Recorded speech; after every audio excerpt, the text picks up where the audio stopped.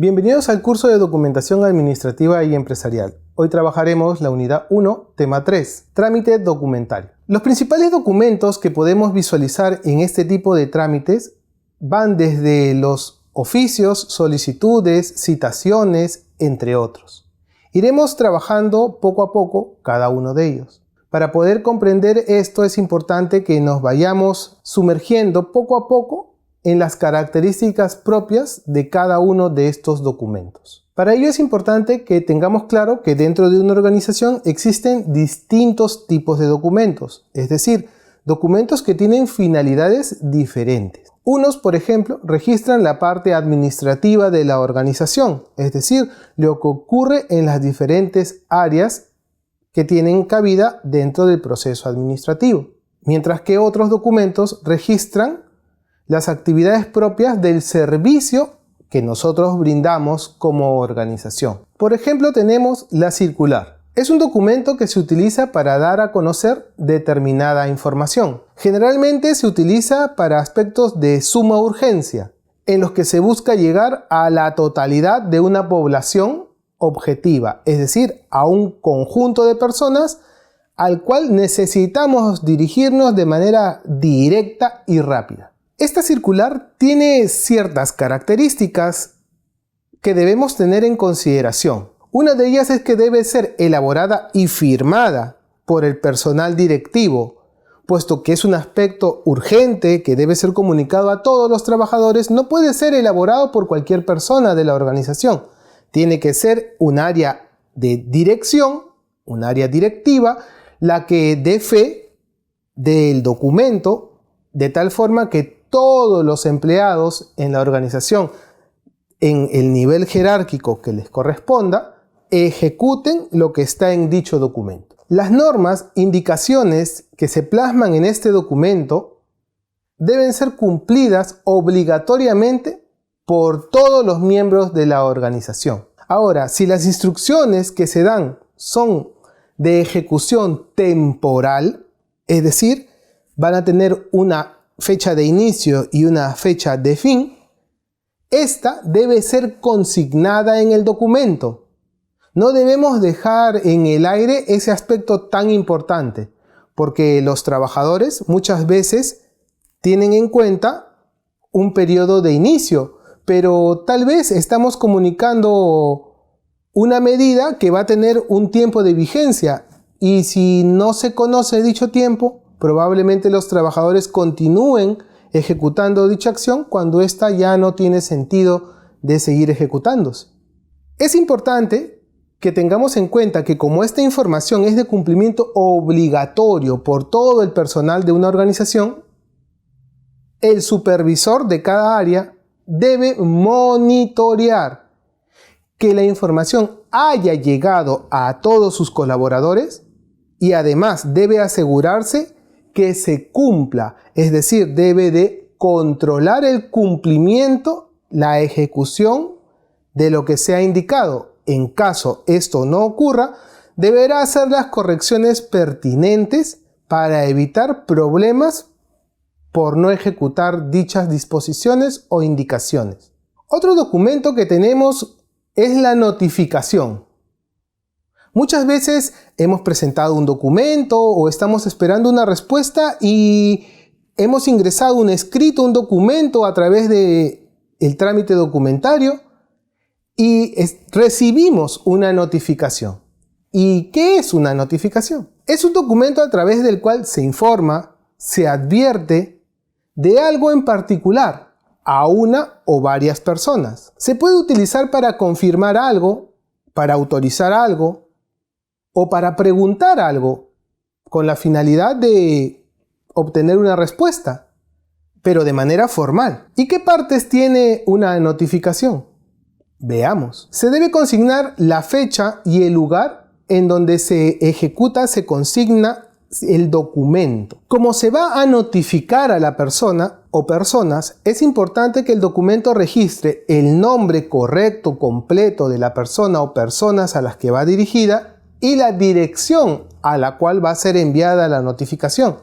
Imaginemos tener que notificar a alguien acerca de un embargo y que no sepamos la dirección de esa persona. ¿Cómo le notificamos? De ahí la importancia de consignar claramente esos datos. Además, debe estar claro seguidamente el asunto de la notificación en unas cuantas palabras. Por ejemplo, embargo preventivo, suficiente. Ya la persona que recibe el documento al ver el asunto va a prestar más atención. Luego está el contenido. En este se debe de especificar el motivo de la notificación y se debe detallar cada uno de los aspectos que se crean pertinentes dentro de dicho documento. Es decir, aquí se dará el aviso, la petición o la consulta que se quiere realizar de manera clara. Finalmente, debe contener el nombre y la firma, en caso de existir el cargo, de la persona o el área que la emite, con la finalidad de que la persona que la recepciona sepa luego hacia dónde dirigirse. Otro documento que podemos encontrar es el Manual de Procedimientos e Instructivos. Es un documento que describe de manera clara, pausada, es decir, paso a paso, el procedimiento que se debe realizar para la ejecución de determinada actividad. Asimismo, se debe consignar los responsables de la ejecución de la misma, con la finalidad de quien lee este documento sepa cuál es el procedimiento a seguir y el nivel de responsabilidad. Ahora veamos el instructivo. Es un documento que, como su nombre indica, tiene la finalidad de instruir, es decir, indicar cómo se debe de ejecutar algo de manera específica, es decir, los pasos para llevar a cabo la actividad. Esto es importante porque imaginémonos dentro de una organización que tenemos un departamento de mantenimiento y limpieza que tiene de repente 15 trabajadores para un edificio de 20 o 30 pisos. Cada trabajador se hará cargo de un piso, pero imaginemos que no tenemos un instructivo y cada trabajador limpia como mejor le parece. Probablemente existan pisos que están perfectamente limpios y relucientes, pero otros que tengan de repente cierto nivel de suciedad. Y nos preguntaremos, ¿y por qué ocurre eso? Si tenemos personal de mantenimiento y limpieza disponible siempre. Bueno, es porque no existe un instructivo que detalle paso a paso cómo debe realizarse la limpieza de las áreas en mención. Si tenemos el instructivo, de repente se indicará para el limpiado de pisos, paso 1, 2, 3, 4, los pasos que sean necesarios. Para el limpiado de vidrios, paso 1, 2, 3, 4. Para la limpieza general, los pasos 1, 2, de tal forma que todos los integrantes del departamento de mantenimiento y limpieza tengan dicho documento y recurran a él para la ejecución de sus tareas. ¿Te das cuenta de la importancia que tienen este tipo de documentos para poder realizar las actividades de manera eficiente? Veamos algunas características del Manual de Procedimientos e Instructivos. Deben ser elaborados por el director de calidad previa autorización del personal directivo. Es decir, el personal directivo identifica que es necesario unificar criterios y le indica al responsable de calidad que se haga cargo de que la información llegue a todos los involucrados con la finalidad de que se ejecute de la forma correcta. Este documento no es eterno. Producto de la práctica, muchas veces los trabajadores tienen observaciones de cómo mejorar el proceso o la actividad y hacerla mucho más eficiente.